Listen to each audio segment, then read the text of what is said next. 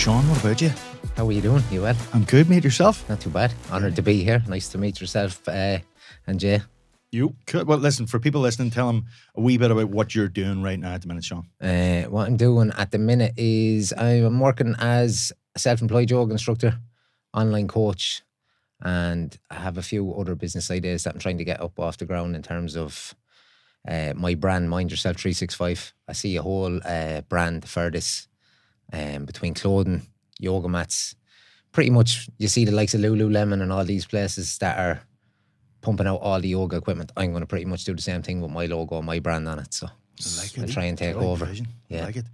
But like, let me roll back a wee second. Before the whole fitness thing, like, who was that guy? Who was that Sean before the whole fitness thing happened? Well, back as a teenager, I ended up getting into fitness because I was fairly chunky. I had a lot of eating disorders. It was low on confidence, and then I had some health problems that ended up resulting in me going to see a dietitian in over in Mullingar Hospital. And yeah, she kind of put me on the straight and narrow, kind of giving me tips around exercise. So I started just slowly but surely over the years changing a lot of what I was doing to my body. Sugar. I was having like 4 or 5 sugars in a cup of tea, just binge eating. And then when I went to see her, she was telling me, like, you could be pre-diabetic here. I was having serious problems with my chest as well because I was smoking, drinking, being a little idiot on the road, you know. So that's really what got me into fitness, changing my ways, trying to improve my health. And then over the years, I ended up finding stuff that I like doing, playing rugby, doing a bit of strongman competitions, which I probably should never have been doing. But I was doing some strongman competitions, and yeah, then I started to really get into the actual science behind it, and I wanted to go back studying when I was 23, and that kind of led me to where I am now. I got a health science and nutrition degree at 23, 24, started working in a gym in Longford as well, and yeah, that's kind of where it all started. Just kind of got sick of the habits that I had. Like what? Describe, like, just paint me a picture here of what's going on. It was a lot, well, in my teens, it was a lot of emotional eating. Like something had happened, or I'd be feeling a bit down on myself. I'd have a load of food stored up in the room, and I'd be just milling the food, playing the PlayStation, sitting kind of dwelling on your own self-pity, you know. You don't feel like you've anything going for you. It's hard being 12, 13, 14, especially when your body starts changing, putting on a bit of weight. You know, boys can be ruthless as well with the slag. And I was always able to take it. I have thick skin, but then behind closed doors, you know yourself, you are dealing with a lot of stuff. And yeah, that's how I kind of... Did you know you have a problem? I did know I had a problem when I was being reclusive and just staying, chilling out in my room by myself, eating and not talking to anybody, or not wanting to go out and play football, or not wanting to go and hang around with people on the road, you know. So I did start really identifying the problem and made some good changes. I was lucky that the close group of friends, because we were living in a housing estate, and it's just a huge group. I don't know, at the time there could have been maybe 70, 80 kids on the road, and obviously small groups, big groups, but everybody be kind of hanging around together. But my tight group of friends, when they seen that I was being sent to a dietitian, they came out jogging with me. We ended up doing boxing in the back garden.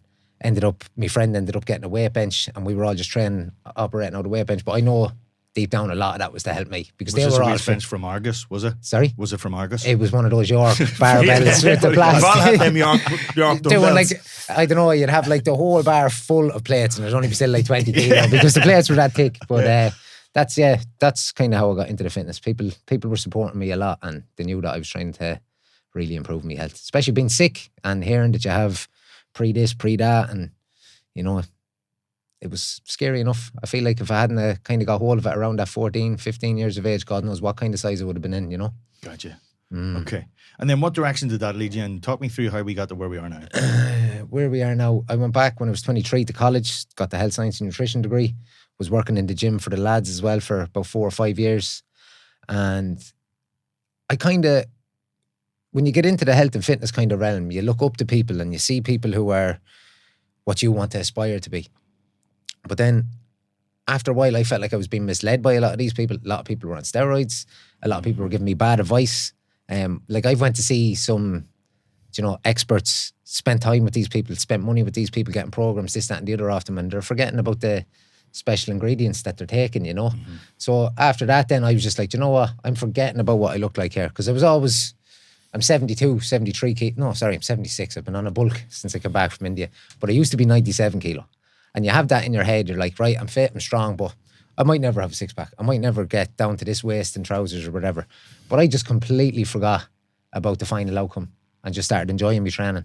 Started doing the things that I like doing, bit of boxing, yoga, weight training, bit of rugby, whatever I was playing over the years. I kind of just completely took the final end goal out of it, or what I wanted to look like. And I'm after getting to a shape now that if I had to look back 4 or 5 years ago, I wouldn't have been able to even fathom it, because 97 kilo down to 75, 77 kilo is a big drop, you know. And I done it healthily as well. I didn't rush. It was just kind of surprise. I wouldn't weigh myself. Every time I'd stand on the scales after 3 or 4 months, I'd be like, Jesus, 4 or 5 kilos lighter than the last time. And then that just kind of kept progressing. But that was all through better eating habits, changing my lifestyle. I was a bit of a party head as well, so there's lots of calories and alcohol. See there, when you were saying that you were 97 kilos, were you 97 kilos lifting or 97 kilos overweight, or no, a mixture? I was 97 kilo. We were competing in, me and a mate of mine, he was doing strongman in the heavyweight category. Okay. But the next category down then was, I think it was either 90 or 95 kilos. So I was That's what you were going 95, I was 95, 97 kilo lifting big tin, like, you know, so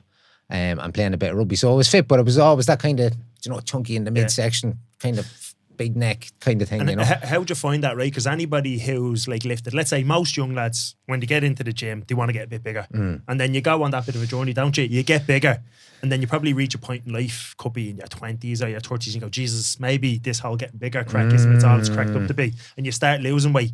But if you identify as that big guy, like if you're your height and 90 odd kilos, you're a big dude. Yeah. And then all of a sudden you see somebody go, you're not lifting anymore. Yeah. Did you have any issues with that? Or? No, every time even since I've come home there from India, like I wasn't in Lanford for a long time, but anytime I bumped into anybody over, say, the last 6, 7, 8 years, they were like, Jesus, didn't even recognise you. Yeah. Jesus, I didn't recognise you. And it was every time I bumped into someone. And now that I came back from India, I met people that I haven't seen in years, and they were like, I honestly didn't, you know, talking to people in the shop, they're like, who are you? Seanie. And I'm like, yeah, and they're like, Jesus, I haven't seen you in years, you know. So I've kind of shocked people with the way that I'm after kind of turning out, you know, from being the fat lad, pick last at everything, you know, to kind of getting into a good headspace with how I look, how I feel, and how I train and how I move. So it's been a big change. And I know, Jay, you hate it whenever you lose a bit of weight. Yeah, I suppose it goes back to, like, when you mentioned even about, like, being a kid who's overweight. We all identify as a certain thing, and that identity is what kind of holds you in that position, whatever it is. But if you identify as the big lad, you know, that's how you see yourself, and then all of a sudden you start losing weight. It's kind of a little bit of an ego death, maybe, if I want to be a better expression, you know. But again, it depends, I suppose, what frame you're coming at it from. Yeah. It is, like, if you're bulking and you're trying to put on weight and you're trying to be that big fella and be stronger than the other fellas in the gym, and if you are the strongest fella in the gym, you're in the wrong gym. So any lads listening to that, you shouldn't be the strongest fella in your gym. But I feel like even losing the weight, I've still kept a serious amount of strength for my frame. Even I'm only back 3 or 4 weeks, and I'm surprised how much my strength is after coming back up from pretty much doing 3 months of just yoga. So I think the crossover from doing the strongman, doing any kind of powerlifting lifts has come with me a little bit, you know. And I don't mind if I'm not able to bench press 120 kilo or deadlift 220 kilo, whatever it was. Like, if I don't do that now, that makes sense. I'm 70 something kilo, but I'm still going to push myself to lift as heavy as I can. I think strength is so important, and I think it's overlooked. Lads are looking for the aesthetics, and I see so many young fellas now, near coaches at the top level. I see so many young fellas going into the gym and they're straight on to the cable crossovers, tricep push down, and you know yourself, the compounds is where the muscles are built. We're only talking about the that compounds. Like, I go in, if I'm doing a pull session, the first 3 exercises are like a chin up, a couple of rows, then I might go on to the machines. If I'm doing a push session, it's bench, shoulder press, incline, dips, and then I might go on to the machine. Same with lower body. You hit your compounds, your deadlifts, your squats, your lunges, step ups, those kind of things, then hit the machines. Boys are going in and just getting a little pump for Starting off with tricep kickbacks and shit. What are they at? Like, just go in and mill the thing, lift heavy, get the first 3 to 4 exercises done. That's just my advice. That's what I think always works best. I think you're right. Earn the right, the isolators, one of the things we were saying there. So talk to me about this evolution then. So you got into fitness, there's strongman in there. Where have you been in this whole fitness journey? I've been all over the place, but kind of going nowhere at the same time, you know what I mean? I was only doing the strongman as a hobby because a mate of mine was doing it, and he kind of needed a training partner, and he was at the time, he was flying. He was going to be the next big thing here, but for whatever reason, he kind of stepped away from it. It's not good for the health either, you know what I mean? All that strongman. But I was doing the strongman for a few years training, done a couple of competitions, done quite well in 1 or 2 competitions, and just got sick of it then. I was like, I feel so slow. I feel so sluggish. My back is in bits. Everywhere was hurting me. And I just said, you know what? I'm not into this anymore. I'm going to kind of try to strip back down. And remember the first night I went back out for a run after not running for bar, being on a rugby pitch. Went for a jog and this shooting pain went up my back. So I ended up having to go for walks for the first like 2 months before I could even build up to going back for a jog. But that's kind of what led me into the yoga. I was working with the lads in the gym in Longford there, and they wanted to mix up the timetable a little bit. So they got a girl in to teach yoga on the Tuesday morning. And some of the ladies in the 10 o'clock class were slagging me because I thought I was going to skip on, do a bit of office work and then lock up when she had left. And the girls were like, no, come in strong, man. Come on, hardy boy, come in and try this. And then went in and realised 5 or 10 minutes into it, I was like, right, this yoga is a different kettle of fish altogether. And I felt like a kitten coming out of her. Because the lady that was teaching, she was like tall, athletic. I think she's from Lithuania. She just looks like an Amazon woman, like perfect proportion, super strong, moving through these positions effortlessly. And here was me struggling to touch my toes. But it was the yoga that you were interested in. It was the yoga. No, the yoga definitely brought me back in. But that's how I got into the yoga. And then slowly but surely, I just started doing my own bit of stretching. It wasn't even really yoga. And about, I think for a year or two, I was kind of dipping in and out of classes just for a bit of flexibility. And then kind of drifted away from it and then came back to it myself through injuries between hips, back, knee, shoulder. Started doing my own little bit, and then slowly but surely it just became every day, became part of my life. How does it? What did you see in it that was starting to float your boat about it? Like, what was it about? Because I can get the strongman thing, I've been there, but I'm trying to understand what you seen in the yoga or what attracted you to it. She had us doing a stretch called pigeon pose, and we were in it for a couple of minutes, and I'm not messing when as soon as I came out of it, I could feel like all this stress and tension had left me hip. I could feel like a tear coming down my eye. Went into the gym the next morning with my mate, and strongman warm-ups was like, come on, we'll go. You know, there'd be no warm-up, but I took a few stretches beforehand that she was after showing me the day before. Flew through the strongman session with ease, no pain. And I was like, right, I'll go back next Tuesday. And then I went back the following Tuesday. Then I done a Tuesday and a Thursday for a while. And then I ended up moving to Dublin. That's what it was. And I kind of kept the practice up myself. And yeah, there I am after just coming back from India after doing 500 hours yoga teacher training. So it's been a wild journey. Yeah. Talk us through India then. What was that all about? I've done 200 hours online during COVID, during the lockdown. And I felt like it was a good stepping stone to give me a better understanding. Obviously, I would have liked to have done it in person, but we couldn't do it during the lockdown. And since I've been teaching off the 200 hour, I felt like I kind of got stagnant after a year or so.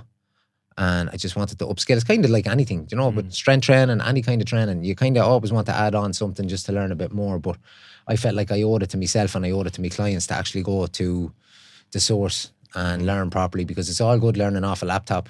But when I got over to India and realised what real alignment was, how the sessions are supposed to be run, it was a different kettle of fish altogether, yes. So I spent 28 days in Rishikesh Vinyasa Yoga School. If anybody's thinking of going to India for yoga training, go to Rishikesh. It's the yoga capital of the world. Schools up there are unbelievable, especially the school I went to. The teachers there have a serious wealth of knowledge, and some of the head teachers there have steep history up there in India as well. So more these Amazonian looking type no. people. Do you remember Dal Sim, our Street Fighter? These kind of boys. Yeah. Okay. So I went up there, done me 300 hours. So that's 300 on top of 200. And then when the course had ended, I ended up just kind of going into a couple of drop-in classes. But I spent a week in an ashram learning Kriya Yoga. And that was probably the best experience out of all the yoga. It was good to learn the asana and meditation throughout the 300 hour, but the week that I spent meditating in the ashram just put me on a different mind state altogether coming back. It was unbelievable. So, I don't know the difference between the yogas, but you've mentioned a couple of different types. Maybe you'll tell us what the different types are. And then, is yoga moving meditation, and then there's a meditation component as well, or what ways is it? It can kind of be broken down. Like, you have your vinyasa, ashtanga, and your hatha. You have your yin. Yin has kind of been a new thing that's been invented. It's not kind of something that would have been in the scriptures from centuries ago, you know. But hatha is the basis of all yoga. It's very slow, very controlled, holding postures for a lot of breaths, But then vinyasa, you kind of speed things up a bit and you actually kind of transition through. More flowy, like. Yeah, more flowy. And then Ashtanga is like, I thought I was a yoga ninja going out there. I thought I was the bee's knees. I was like, yeah, cool, all these people down the beach, I'm brilliant at yoga. I went out there and I felt like an old granny. Yeah. Like, I felt so out of my depth for the Ashtanga yoga. And I was quite ignorant as well. A friend of mine, Kate Ganavan, she's a really good yoga instructor. She told me before I left, she goes, get a few Ashtanga classes in. And I was like, I'd be grand. No bother. I'm strong. I'm fit. No bother. Got out there and this is different level. This is proper ninja yoga stuff now. Like the way people are able to move their body, the power. Like I was in my 300 hour, there was actually only 2 other girls on the course because the 200 hours in the school was quite full. We were all in together for some classes, but the Ashtanga, there was 2 girls with me and these 2 girls were powerhouses, like feet not touching the floor, pushing themselves up in the hands, jumping back. Holy shit. Here was your man coming over, giving me blocks, giving me straps, helping me into the positions. And I was like, right, I am really on my depth here. And it kind of was like a slice of humble pie every evening I was going into that class because I thought I was the bee's knees, you know. And it sounds like, to me, like there's sort of some gymnastics element to this there thing. Is. Like, there's a lot of Edo Portal shit yeah, here. yeah. There's some crazy movements and just,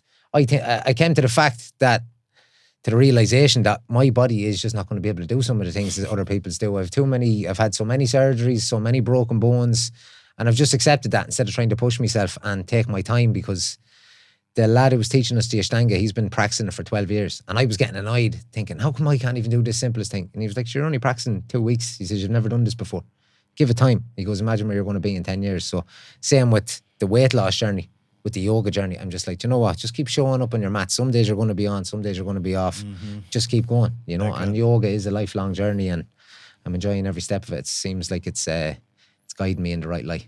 Class. And is that what introduced you to meditation too? Did that come through the yoga? You see, the yoga was, first of all, for me, was just the movement side of it. Feeling the benefits of the stretches, the mobility, and I was kind of ignorant to the meditation side of it. And I think it's probably a good thing. I think a lot of people can get overloaded if they get bombarded with too much information about yoga. Just go and get the movement done first, then focus on the breath work, then the meditation will come. So for me personally, after about a year, that's when the meditation really started hitting, and it's some real benefits. And After a year of practice? Year of practice, Right, a year of going to some classes. I started getting into the meditation side of things myself. But I had a complete change of mindset because in 2018, I had a bleed in my brain after a boxing tournament. And before that, I was kind of like,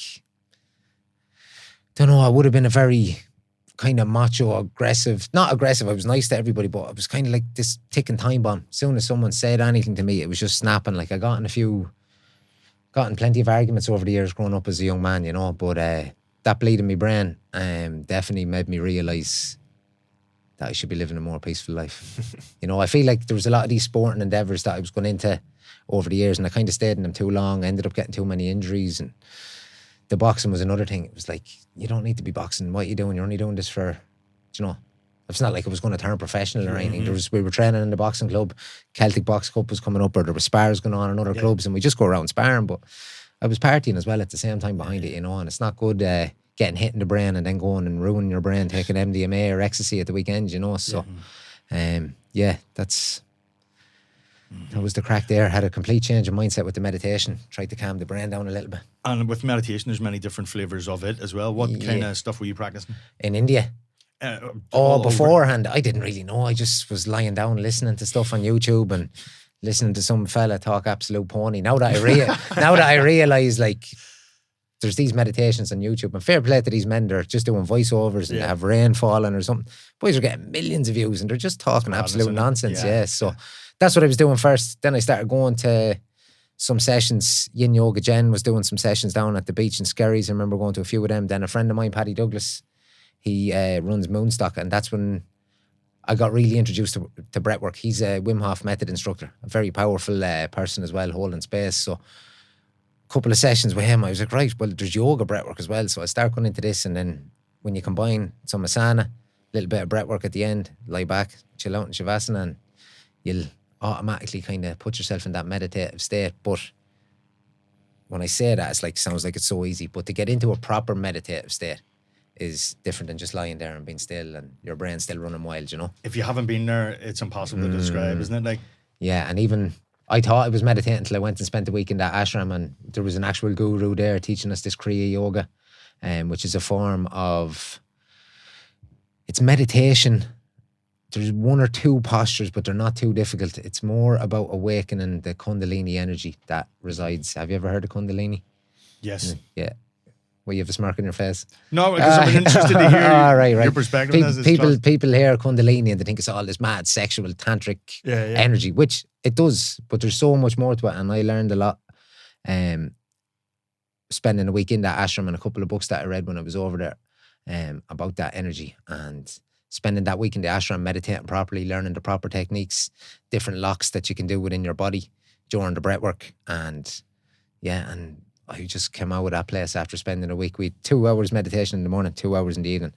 And after a week there, I was like, right, I'm on a completely different level. I feel so calm. It's like you're saying, it's different to just sitting there. There is actually skills that you're learning here. And those skills are layered, and over time you start to see and be able to hold space for longer periods. And then different things start to happen. But we were actually talking about this in the car. It's like, it's an amazing gift and a skill to be able to have, because an awful lot of, I would say, anxieties and that kind of thing comes from people just not even being able to hold space. We were watching the Tyson Fury thing, and you were looking at him and he's fucking snapping at anything, and then he's out of there because he just literally cannot be where he's feeling that anxiety, And I suppose in the start of any meditation, those thoughts are arising in your mind, and then you do start to feel them release or go. And it's being able to let go of those things. I think that's the practices and the familiarization is all about. That's it. If you just give it time as well. People sit for 5 or 10 minutes and they get frustrated that their mind is still wondering. But if you actually, like even yourselves, lads, do this for a week, just for 1 day of the week. Sit for an hour and don't move. Just set yourself that challenge. Do not move. Obviously, you might adjust yourself or whatever. Keep your eyes closed. Follow your breath. You don't have to do any special breathing techniques. Try and sit for an hour and come back to me and see what you feel. See what's talked to you, or see what kind of thoughts come into your head. Because it's so difficult. Yep. Man, I'm like 30, 45 minutes. That's sort of my... But it is mad that you say that, because they've done like experiments on this, brought people into a room and they put a buzzer in front of them and they say, listen, sit there for 5 minutes. But if you want to, you can hit that buzzer and you'll shock yourself. And something like only 70% of the people shock themselves. They'd rather be shocked than sit with their own thoughts for as small as 5 minutes. I want to ask you something about yoga, because it kind of interests me. You're over there, you're in the kind of East, you're learning, you're in their environment. How do you think then that translates coming back to Ireland or coming back to the West? Because there is a difference in mentality. It's not just, people are different. There's differences in cultures and that type of thing. How do you think it translates back over to here? We have a very watered down version of yoga, and I'm not offending any yoga instructors or anything, because even with myself, when I thought I was here, I thought it was the bee's knees. We have such a watered down version of what yoga is, a watered down version or understanding of what it is. So I feel personally, as myself, I have a duty to take back what I've learned and keep the tradition with it, because it would be very easy for me to come back and just keep doing the way I was teaching it, So I think for me, because I have yoga instructors that come to my classes, so I feel like it's important for me to show that tradition and spread it to all the other yogis that come and see me. But here we are far behind, and it's a very commercialized, very focused on the asana and how the body looks. During yoga, like, your body is built different to mine, yours built different to mine, Dan in the back's built different to mine. Everybody's body moves different, and we just have to accept that. Whereas here, it's about how you look in the practice, how you look in the asana, and how you're moving. It's more important about how you feel in the position. Because your hip, my hip, like we're all different. But how you feel is going to be different than how you look, And I think that's an important thing for anyone going to a yoga class, and for teachers is, be a little bit more subtle. That's what I learned over there. The teachers were assisting you in positions, but they weren't forcing you into positions. They were letting your body kind of be whatever way your body was, and then you're going to work through that over years. Here you hear horror stories of people pulling back muscles, groin muscles from being forced. Something I kind of realise now, listen, I've only been to a little bit of yoga, right? But I have done a few yoga classes. Now you wouldn't think about looking at me. But one thing that I kind of came away from it, I was kind of judging it from a mobility or flexibility standpoint, and I kind of came out of class and was like, that's actually a bit of shit. I didn't do that much, blah, blah, blah. And then I actually said, no, pause, wait a second here. I was like, one of the things that the yoga teacher said before we started, she was like, let's focus on connection over perfection. And I would imagine, like what you're saying there, in the West, and look, we come from the fitness space where we're lifting weights. and it's very external, you know, to a certain extent. It's like, listen, if you're a powerlifter, lift that weight from point A to point B. Now, the further you go up in it, internally, what's going on within your body matters. But I think with the yoga, if people miss that piece, it's that internal piece, whether that's mind and body connected. Yeah. If you're just about putting yourself into a position and looking a certain way, that's not really what it's about, if that makes sense. Like yoga is literally connecting the body and mind. That's what it translates into. It's like to yolk, like mixing an egg. Yeah. To yolk it together. And that's what I think here in the West, we are kind of forgetting about the mental aspect of it and how you can, you know, how your thoughts are as you're moving through the position to help you stay focused, you know, because it's good doing the asana, but if your mind is in a scramble, you're not really connecting and you're not really doing yoga, you're just doing a mobility session, you know. And is it true that the physical pieces of yoga were actually put together to help with the mental piece? So what I mean by that is, like, in order to meditate for an hour or 2 hours or 3 hours, you've got to sit in a position. Or you've got to be in a position. So is this kind of developed to help people do that? Or I'm not fully sure. There's so many different sects of yoga, and like you'll hear of the real yogis, the rishis, the boys that are living up in the mountains with no shelter. They're living in caves. I've seen videos of these boys. Like my friends have went up to visit the Goamuk, where the river Ganga starts. There's boys just living up in the caves up there, and this place is freezing. It's snow. They've like one shawl on them, and the fire's lit, and they are known as the proper yogis, but they don't mess around too much with asana practice. It's more pranayama, the breath work. Okay. And they're known as the real yogis. And then it kind of trickles down, and there's different sections of, as I said, the Ashtanga, Vinyasa. But the real yogis don't actually do any kind of asana practice at all, really. Versus what you said earlier, it's like so watered down here. A lot of people are probably drawn to yoga because they see the way the yoga instructor looks, and the yoga instructor who's teaching that is only concerned with how they look in the thing, rather than it's very surface level what we're getting versus what's actually going on here. And in Rishikesh, that's happening over there too. Like Rishikesh is the yoga capital of the world and has a steep history of the rishis, because you can see they come down into the cities for a while and then they head back up to the mountains. But like you can see it now over there, it's getting very nearly a Hollywood version, Instagram friendly kind of buzz up there, you know. So but I think it all depends on what school you go to. Like there's some really traditional schools up there, and you just kind of have to be wary if you're picking the right one or not, you know. Cool. So what are you doing with all this yoga, and how did that come out? Because you mentioned something about yoga on a beach here, and mind, and what's going on? So I was doing the 200-hour during the lockdown, and I had to put on 10 classes. Could have been for anyone. I could have taught me mother, I could have taught me friend, but I just decided to do it down in Portmarnock because I had a bit of a friend group down there. And over the space of 2 or 3 weeks, it grew from 12 people showing up to like 200 or 300 people showing up. Really? And throughout the training, I was not taking any money. I had an ethical duty to myself to not take any money for something I wasn't fully trained up in, or I hadn't even got my certificate, you know what I mean? So I was like, right, I'll raise money for suicide awareness. And we done that over the training and continued to do that when the training had finished. And yeah, just been kind of lucky that I've got so much good support. I don't know how the support came so much, because I was only like 3 weeks into teaching the yoga course when I put on my first session, and like 12 people showed up. Second week was like 30, 40. Third week, 50, amazing. 60. Then the fourth week, it's like 150, 200 people, I think, you know. So, and as I said, that's why I felt like I had a duty to go and learn proper yoga. If I have these people that are believing in me as a yoga instructor, I have to really instill some good knowledge in myself to share it with those people, you know. And where do you see that going now for yourself? What, the yoga on the beach? Thing. Yeah. I don't know. The yoga with the beach was, I don't really like talking about politics anymore because it gets you in trouble. And no matter what side you pick, if you're on the left wing or right wing, you're in trouble. But during the lockdown, obviously we were told stay in our house, told to not do this, 2 kilometres, that and the other. I was working in the Mater Private at the time in the microbiology lab dealing with all this. So I felt from what I was seeing and the work I was doing, it didn't justify everybody being staying inside. And I was after hearing about a couple of suicides as well, and we knew the suicide rate was going up. And because I was already raising the money over the 10 weeks for suicide awareness, I was like, you know what? The government don't want anybody to do anything here, and our health has been put on the back burner over a marketing campaign for a vaccine or a virus. So I was just like, right, you know what? I'm going to stay here for 52 weeks, and it's going to be the guards, the council, or the army are going to come and move me off this beach. And I ended up completing the 52 weeks, didn't miss a Wednesday.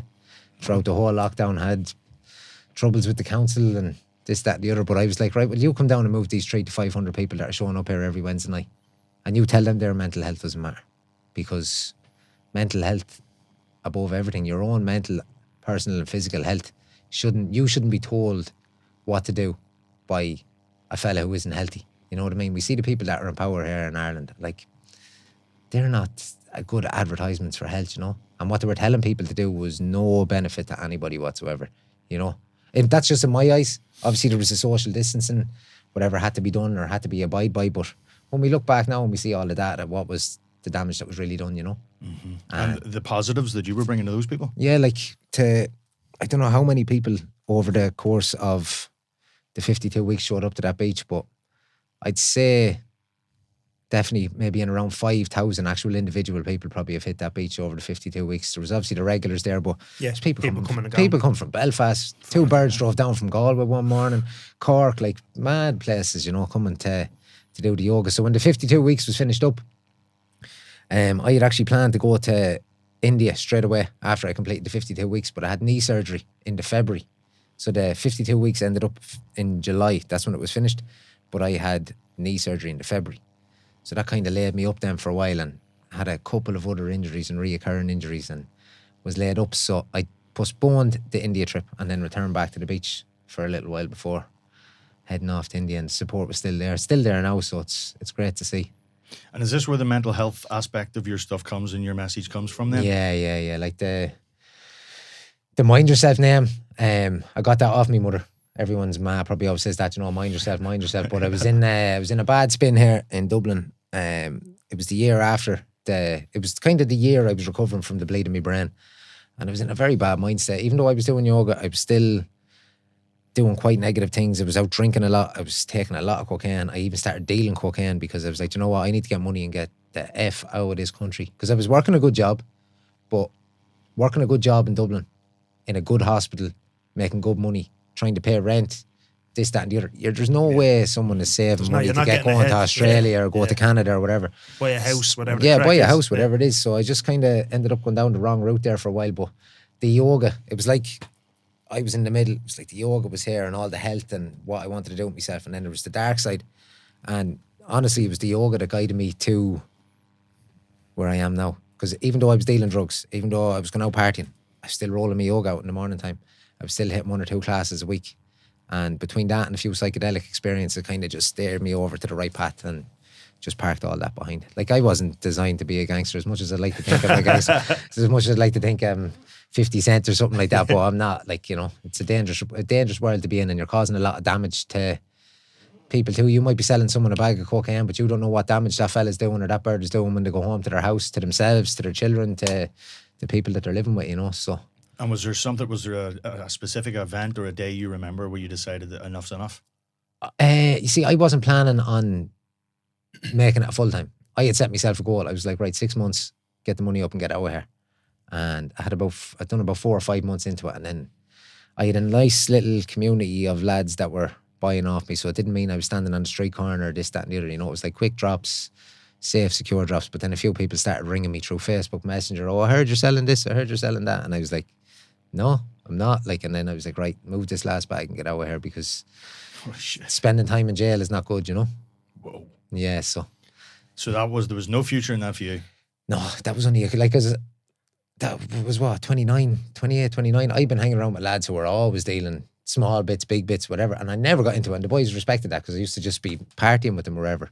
But it was just 28, 29. I was like, right, I need to make some big money here and get out of here, you know? It was never a plan to be the next Pablo chocolate bar, you know. Yeah. So what is the future for this Mind Yourself 365 then? What's happening? Future for Mind Yourself 365 is, if I told you everything, you wouldn't even like fathom, you wouldn't even be able to see it. But over the next few years now, I'm just going to continue my yoga training, rebuild my body, because as I said, I've had a few injuries and I feel like now I'm injury free. So I just want to rebuild my body, get back to a good level of strength and fitness. And I want to get the brand set up properly in terms of an online aspect, where people can just log on to the website. They'll be able to have access to yoga flows, training programs, nutrition plans, and then get the merchandise out. And I'm not talking about just banging out hoodies with just a logo on it. Like, I was in India. A lot of the trip for India was a business trip. I have some good connects, good contacts over there, and there's yeah, there's a clothing line, there's yoga mats, everything has been put into place now. And when I go back over, I'll be checking a few samples, and I'm going to try to overlap the likes of Gymshark, those kind of things. I feel like I have a good little brand underneath me, and I feel like the support is there as well between online and in person, you know. Nice. I'm liking that vision. It's a whole lot better than the other one. That's for the next few years. And then at the end goal is to have 100 acres with no neighbours, no favours, and just have an outhouse for everybody that I care about. And when they're not staying there, we'll rent it out as a glamping site, or we'll run yoga retreats on it. So that's the plan for the next 10 years. 100 acres, no neighbours, no favours. I like it. Tell us this, right? So we mentioned then you're kind of going through your journey and you mentioned health a good few times. And we also mentioned like the fitness space. You kind of said there's a few cowboys in there. Word you used was misleading. There's a lot of people misleading. Let's talk to that a little bit, because you know us. So a lot of the people that will be coming to us and listening to this, they're kind of on the fringes of getting into the fitness industry. You know, are they going to be young coaches? And let's say they're very impressionable, aren't they? You know, there's all sorts of stuff that they're seeing out there. Talk to us about some of that stuff that you see is wrong with the fitness industry, because it doesn't really focus on the mind piece that you're speaking about, or mental health. I don't know, we can see today, like with Instagram and stuff, and I can be guilty of it myself sometimes, only showing people the good sides. But I think anyone online, even myself, sometimes I could be waffling, maybe I'm not making sense, or maybe I say the wrong thing and I have to kind of retract a couple of months. But just take everything people tell you with a pinch of salt. Don't absolutely idolise one individual. If you can take advice off multitude of different people who you look up to, and then kind of put it into your own spin, is probably the best thing to do. Because I thought gospel was coming from some lads' mouths back in the day, and it was nothing but shite, to be honest, you know. And that would be the only thing I would. If you're a young coach, you're trying to come through, get into the health and fitness space, don't idolise anybody, and don't, you know, live by someone's advice, because someone's advice at the end of the day is a form of nostalgia. You know what I mean? If you have a problem, you go to someone who's been in that position before, and they're giving you their advice from their memory. That's pretty much just their nostalgia coming through. So you just have to be wary. There's so many charlatans, so many cowboys, all these online coaches. Come join me, program, training, nutrition. But as I said, they're all on the Mexican supplements, you know. Yeah, there is an element as well, especially when you look at transformations. Now, listen, we've been guilty of it. So before any of these online coaches were going around Ireland, anyway, we were kind of doing transformations, and you're getting people incredible results.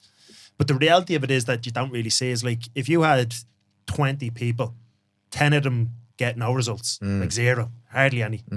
10 of them get, 5 of them get okay results, and then 5 of them get amazing results. Now, obviously, everybody sees the 5 amazing results, but you can kind of see to yourself that, psychologically, you're not actually doing these people a favour, especially when we're talking about like normal people. They get shredded, they lose all the weight. Yeah. Inevitably, if you're doing that for 12 weeks, it's very unsustainable, the habits, the behaviours, the activities that you follow, even if drugs aren't involved.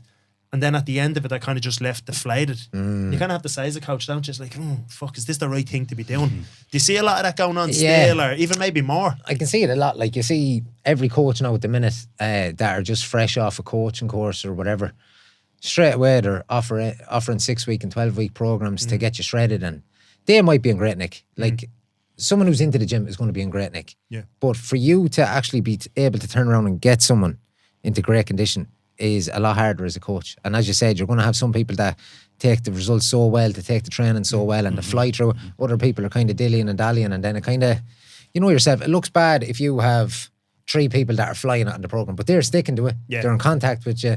They're answering the phone when you're ringing them. And then you kind of have the middle tier that aren't. They're kind of on the bear. They're kind of getting the results. And then you have the other end that aren't even answering the phone to you. They're after paying you. Like, you're texting people saying, are you alive? Is everything all right? Do you need a hand? And like, but yet those people are going to go around saying, oh yeah, I'm on Seanie's 365 plan. And that's why I put up, I'm quite straightforward. I put up a while ago, look, if you're working with me and you're not answering the phone, you're not hitting your macros, you're not doing your training, you're not trying to implement a better lifestyle, don't say you're being coached by me. You're just after paying me money for nothing. And that's that's me being completely honest.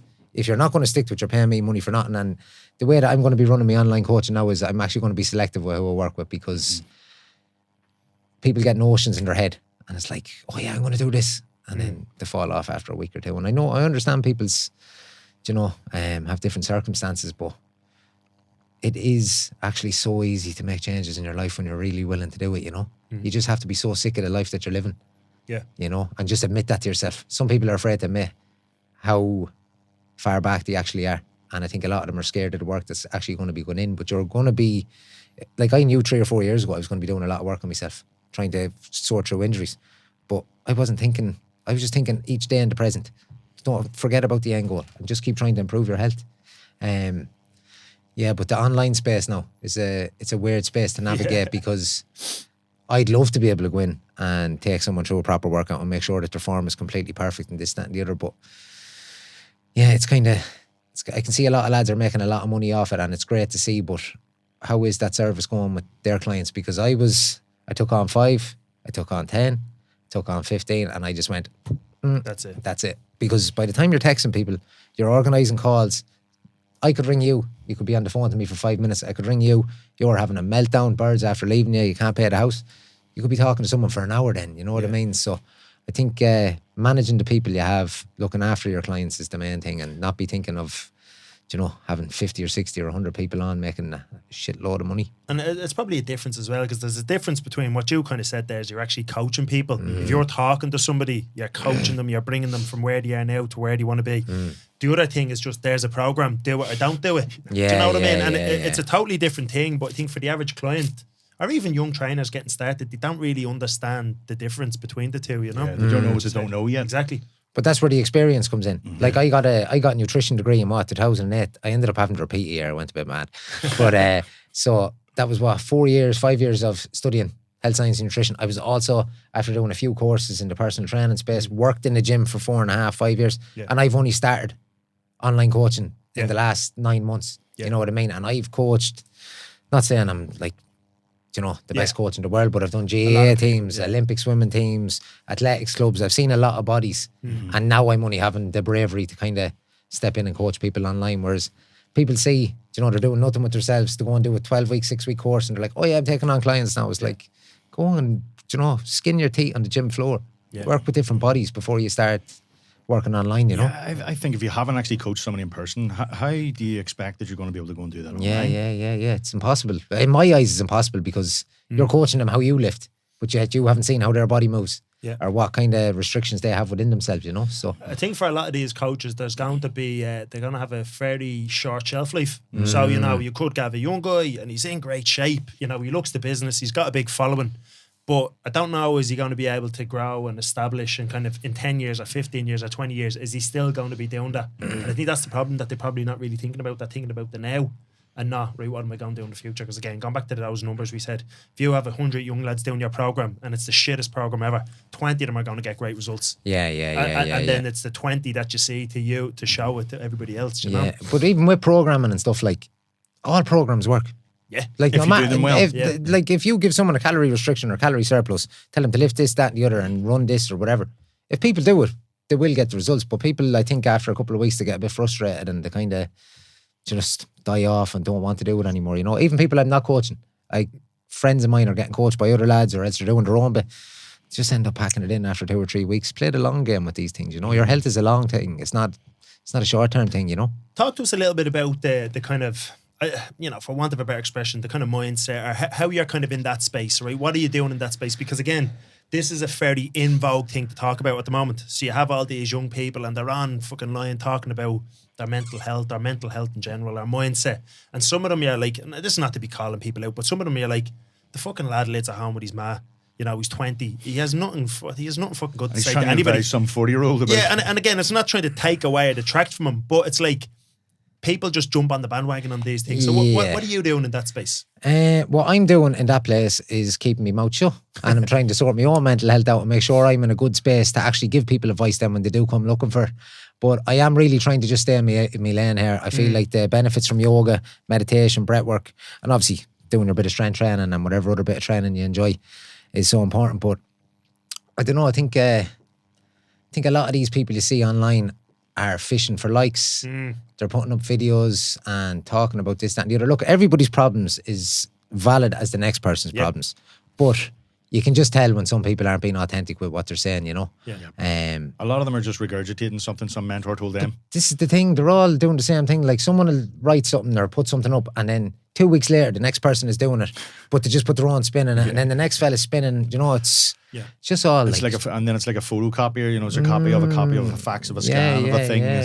It's a disaster. Like so many things on social media, you can just see people just copying other people's ideas, and you know, more power to them. I'm just staying in my own lane doing my own thing. So then, if you were kind of saying there, the elements of your training. So let's say sometimes you might go to a trainer and it's like, lift these weights, eat your chicken and broccoli, you're going to get in great shape. So that's the kind of, that's all they've got, right? So you're kind of saying there's breath work, there's yoga, there's meditation, there's the lifting. Yeah. That's what your kind of system, for want of a better expression, how you kind of coach that people. is my system. Like, I feel like I'm trying to build that little triangle. Yeah. So you have your training, your nutrition, and then at the base then is you have your yoga. I feel like people think I'm gone mad because all I talk about is yoga. But if you can build a good foundation of yoga, the mental clarity and the purification that happens within your body from doing your yoga, your breathwork, and your meditation, it's just going to make the rest of the triangle come together. And you'll have a perfect little balance, little stable structure within yourself to be healthy, you know. And I think the way that I'm doing my own training and the way that I'm trying to coach people is you get good variety then. You know, if you send someone into the gym 5 days a week and they're banging the weights over or killing themselves doing cardio, they're going to get sick of it. Hit the weights one day, bit of yoga the next day, hit the weights the next day. Is your body sore? Right, we'll just do breathwork and meditation tonight for 45 minutes to an hour. Back into the gym. You know, 3 to 4 weight sessions a week, 3 to 4 yoga and breathwork sessions a week. That's the sweet spot, really, isn't it? And I like that because that, you know, a lot of people think recovery is like, well, I sat in the house on the sofa watching TV. It's like, that's not fucking recovery, man. But like yoga, I could see there being a lot of benefits for me doing yoga because I am fucking not bendy at all, right?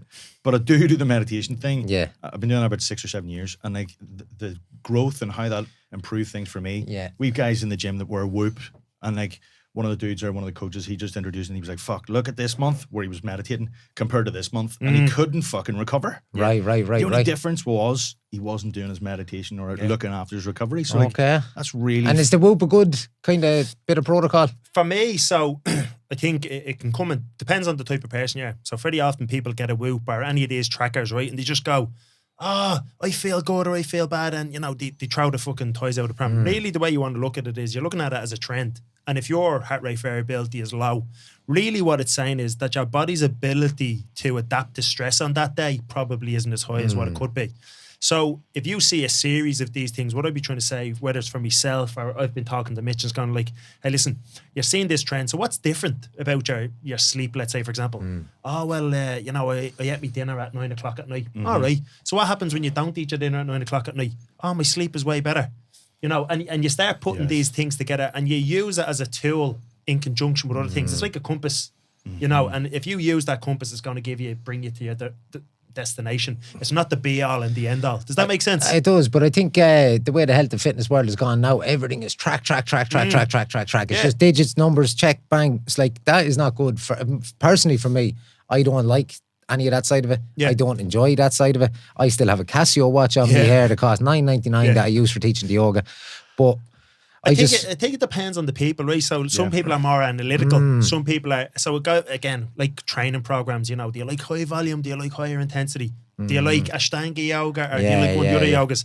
And a lot of that probably comes down to somebody's personality. I would imagine the yoga, which is fast paced and energetic, I would kind of quite like them, a little bit competitive. It's like, you know, sitting there and kind of being calm. It's probably what I need more, but it would be less. So I think with you know, it's a tool and how you use the tool. But I definitely hear what you say, that if people are too much, if it's only about the tool, if it's only about what your score is, well, then you're actually doing it wrong, because the score is a secondary measuring system to actual work that you're doing. Does that make sense? Some people probably wake up, feel good, look at their whip and go, oh, fuck, I'm red. Oh, shit. Yeah, and shit automatically they're in a bad mood when there was fuck all wrong until this tool told them. For those type of people, you could probably turn around, like what you said, because you said, I don't like that.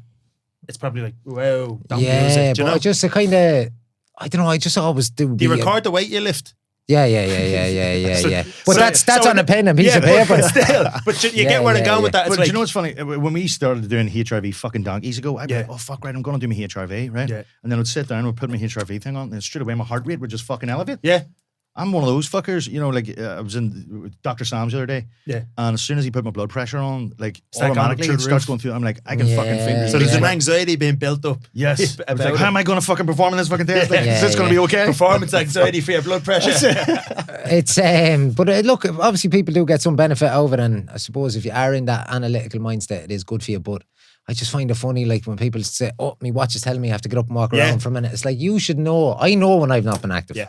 You know what I mean? I can tell if I've had a lazy day and I need to go and burn off some extra calories. People are just not switched in. They're not tuned to their They're body. not tuned into what's going on in their head. Like my yoga mat is my whoop. I'll Yeah. sit on my yoga mat in the morning and that's going to tell me what I need to do for the day. Yes. And it's as simple as that. 5-10 minutes before I even do me morning yoga, I'll sit and I'll be like, right, what's happening today? What am I doing in the gym? You know, and that is my whoop. Yeah, That's but I going to bet tell you, me. like your first 5 minutes of meditation, you would probably know, whoa, my head is all over the place. Like I'm Exactly. not recovered. I can tell straight away because it's Yeah. very hard to get into those deep meditative states. It takes much, much longer. Yeah. And I'm wondering what the fuck is going to, and you get locked in one of those, you know, downward spiral. I'm like, yeah, there's something fucking going on here. Yeah, yeah, But again, that's when you're really tuned. It's taken me 6-7 years or something. Yeah, but people are so tuned out that they're like waiting for the watch to tell them what to do, or waiting for their missus to tell them what to do, or I think you know what I mean? I think it's like anything. Anything can be a strength or a weakness. So in 100%, there's so many people that aren't connected to themselves. Yeah. Or it's connected to how they look and how they feel and their body. But you can go the other way. I would suggest, and motherfuckers are too connected. And it's like, you know, they're sitting there. It's like, just get up off your hole and do something, because you get those people as well. Like on the other extremes, and they're out, you know, they're waiting for the perfect moment, or they're waiting. It's like they just need to kick up the hole. When the third eye opens or something. Yeah, well, but even you know, you could think about people who are on psychedelics and this type of stuff. It's like, you know, you go and knock on the door, you have a little look inside. But if you're going back every weekend, knocking and trying to look what's inside, it's like, whoa. Scale it back a bit, yeah. But I think it's the same problem, just coming at it from a different direction. Yeah, Does that make sense? Yeah. Now we're getting a bit fucking philosophical here, aren't we? We're getting into deep. psychedelics. Straight to the psychedelics. Oh man. Yeah, is that a whole part of it then, in terms of, like, you mentioned like working on yourself, and you talked about like some of the things that you had in your past and, like, you know, not so great event. What sort of work are you doing in that space, if anything? Obviously just my own bit of yoga, a lot of reading. I feel like reading is a tool that's often overlooked for helping people to get out of their mindset. You know what I mean? Reading is actually a bit of meditation. Between that then, just having good experiences, going around trying new things, trying a lot of different stuff, a lot of different people, and then dabbling in the odd psychedelics. Okay. Talk to us about that reading for 1 second, and then Yeah, we'll go, jump go, in, go, right? go, yeah. Because I often think what somebody's reading, it's a reflection on who they are or who they're trying to become. Does that kind of make sense? Okay, yeah. So what are you reading, or what are you A looking at? lot of yoga. I've read a lot of self-help books, is what they're termed as. But a lot of the yoga philosophies now I've been reading through. Have you ever heard of Krishnamurti? No. No, he would have been. He's a very interesting. He was a very interesting man, and he just has different philosophies around life, kind of taking aspects of yoga and different religions. And from what I've been reading, from anything he's kind of had that I've been dabbling in, it's kind of like brings you back to all the power that's within yourself, and the power within you is the power of God. Now, not talking about God as in Christian or whatever religion, but Whatever like you see, the whatever entity of you the see, the universe. God, the source energy, it's all resides within us, and we just have to tap into that power and step out of our own way, you know. So I think if I could advise anybody to read anything, I think get maybe on the Krishnamurti, get onto his books, because he's very easy to. There's lots of his videos on YouTube as well that have actually, because he's done lectures and they've actually just been transcribed straight into books. Well, just for people, you know, because anytime he opens his mouth, well, I think he died in 1997, but anytime he's opened his mouth, anything I've listened to, it's been like, Jesus, that's unbelievable now. Other than that, depends on what you want to do. Like, some people want to get rich, some people want to get healthy. Yeah. I'm trying to do everything, you know, but it all depends. I think with the self-help books, people can kind of go down a rabbit hole there. Like, oh, what's the next one? What's the next one? What's the next one? It's like, when are you actually going to start applying well, this is what we're the going work to to yourself, you know what I mean? Yeah. Because you can read 101 books, but if you're still there waiting to read the 102nd book, you're wasting more time where you could have been employing something you learned off the first 2 or 3 books. Do you know, it's interesting because I can't remember his name. I think the man's name is Brian, but he runs that Movement 101. So I was, right. Oh, yeah. So like, he was emailing, I just had a little read of his thing. He was kind of saying he had 5 books that he read for a year or 2 years or 3 years. The same books over and over. over and over. But he didn't read them to read them. He read them to actually master the teachings of them. So you could imagine, like, if you're in that self-help space, how to win friends and influence people. If you just actually done what that book said, you probably would never need another, for want of a better expression, self-help book again. That's really a difference between reading a book and then studying it. Yeah, that's difference, because like you're trying to actually get a lesson and apply. I would be more like that, stuck in a fucking book because I'm trying to apply this thing. And see how I can get it to work. Yeah, definitely. I've often said to someone, I've read that book. When you think someone asks you a question about it, you're like, I actually didn't read that. So I had read the Yoga Sutras of Patanjali. It's kind of like one of the main books you'd read if you're studying yoga. I had read that like a couple of years ago when I first started doing the 200 hour. And then when I went over to do the course, we were learning about the Yoga Sutras of Patanjali. And I was like, I read the thing. I didn't learn the thing. So I ended up having to reread it over there and actually learn and break it down myself. I've been kind of deciphering a lot of the knowledge that's in the book by pulling up, actually studying it, taking notes, breaking down the source from the book, from that book, something I got online, and kind of getting something from it. And it's probably a case as well, though, you're a different person when you were reading it now is that person 3, 4, 5 years ago. So what you're taking out of it is probably like, because we see it the whole time with the students, we could be dropping fucking knowledge bombs on them and it's just going, they're not ready to absorb the information. And sometimes somebody might come back to you a year later or 2 years or 10 years and go, remember you said, Sean, blah, blah, blah. And you go, oh, fuck. I did say that. Well, come here. What was the other thing there? We were kind of knocking on the door of psychedelics. Where we are, that kind of... We were heading in that direction, all right. Well, you're talking to the space cowboys. So. Obviously, I was a bit of a party head and I was working with chemicals and ecstasy and party tablets and all this kind of crack, like, but when I was kind of stepping away from that party lifestyle, a friend of mine introduced me to DMT, and as well as the yoga, that kind of showed me the spectrum or the route I was supposed to take and put everything into perspective of what was happening in my life. And if I had stayed walking that bad path, it showed me an image, like we were talking before about a DMT experience, but I was actually talking to a woman in there. So you met an entity? I met an entity, and she was like, look, you're doing great, just keep going. And then went into the next room. It wasn't the Lithuanian yoga instructor? No. This one, I don't know, I think she must have been Mother Nature or something. I've never seen a woman more beautiful, but went into the next room then, and it was like watching a movie screen. It was like the left-hand side showed me in court, showed me mother there, showed family there, and it looked like I was going to jail. And then it showed this other image, and I didn't know what it had entailed. Just showed an image of me sitting down on the beach, and I was just tying on my shoes, and I looked real happy. And then a year later, the whole yoga thing kicked off, and I was like, okay, that's because someone took a picture of me on the beach after a yoga session, and I was just sitting on my yoga mat tying up my runners, putting it on. Fuck off. It looked a little bit different, like but when I seen it, I was like, that was enough connected to get your mind going. Yeah. So that was the DMT. The DMT definitely guided me, and even sitting in ceremonies now over the last few years between DMT, ayahuasca and mushrooms now has really kind of blown my consciousness wide open and showed me different avenues that I need to pursue in my life that I never thought would have been possible. When I'm living in, cocaine is no good for your brain, and it's definitely no good for your third eye, because your nose, each nostril is known as a nadi, and these are the energy channels up to your brain, up to your hemisphere. And if you're banging cocaine up your nose, you can imagine the blockages that is happening up here in your thoughts. I'm not going to do that no more. No, definitely not. Leave that alone. Let me ask you about that experience, because you said DMT, and I'm just wondering if this sounds familiar to you.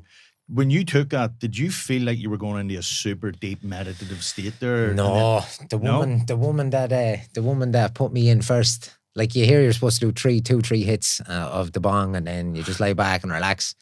She was just like, when you can't hear me, or when you can hear me but you can't see me, just keep doing what I'm telling you. And by the time I came out, that's like Nanny McPhee. Yeah. I was only watching that movie the other day. Nanny McDMT. But she, all I can remember was she was like, keep going. And I don't know how long I was sucking out this thing for, but when I came through, she said to me after, she goes, well done. She goes, you got like 6 or 7 hits into you. And I mean, that was my first ever experience, and it just blew me Where out. did you go? Tell us, like, so you closed your eyes, lay back, I'm guessing? No, I was in her back garden. She had a lovely back garden, big tree on the left, nice pebble dash up in the wall. And after the second hit, the tree just started turning into bits of Lego and bits of metal and diamonds and everything coming over. Holy shit. This Celtic cross stencil came up on the pebble dash on the wall, like loads of little Celtic crosses, but the pebble dash was all swimming in and out of each other. And then by the time she gave me the third or fourth hit, I want this woman's address. I looked at her and she had this bottle like for the bong, and she goes, keep going. And I just remember turning around and looking at her. She's like 5'6". She was like 9 foot tall, and the bottle was just coming down on top of me. Yeah, so it was intense, but I learned a lot. Like that first experience was. So did you do this eyes wide open? No, like then after you closed your eyes? like when you get enough DMT into you for a breakthrough experience, you are gone. You are asleep. You are gone. So eyes closed and you go where? Into another dimension. Right. Fuck. Different rooms. You're seeing, like, not different rooms. It's like different shapes. You can feel different people, different. It's mad. Like everybody's experience is different. So I wouldn't like to say my full experience and then someone else go, how come I didn't have the same experience as Seanie? Yeah. My friend, have no expectation. Yeah, have no expectations and try to just have a good positive intention for yourself of why you're doing it. So set an intent. Like DMT isn't like something, oh, come on, we're going to smoke a bit of DMT, boys. You have to crack it. You smoke enough DMT, you'll be having no crack. You'll be lying on your back doing deep work in tears, or else you'll be having a good time. The first time I done DMT, I had a great experience. Second time, good experience. Third time, there was a lot of stuff going on with me in terms of my job, my family. And I remember coming out of that and just being in floods of tears for about 45 minutes and just being left in my own space. But it was beautiful. I needed it. Like, I needed that release, you know? Okay. And how do you see things differently now because of all of that? I couldn't even tell you, like, compared to, I can't even remember what way I used to see things. Like, I used to feel like there was a very negative spin on my mindset around the world and how the world operated and the people that you were bumping into, and especially towards other men. Like, let's face it, a lot of men are arseholes, you know? Ego. And I'm the biggest arsehole. I used to be the biggest arsehole ever, you know? So compared to what I was, like, I don't react to anything now. I might actually a little bit, but I wouldn't resort to violence or anything unless I had to defend myself or something. But so it made you a sound fucker. It made me sound, yeah, sounds a pound. But you know, it kind of like what it sounds like is going on there now. Again, fuck, how the fuck am I to know? But it's like all the answers are inside you.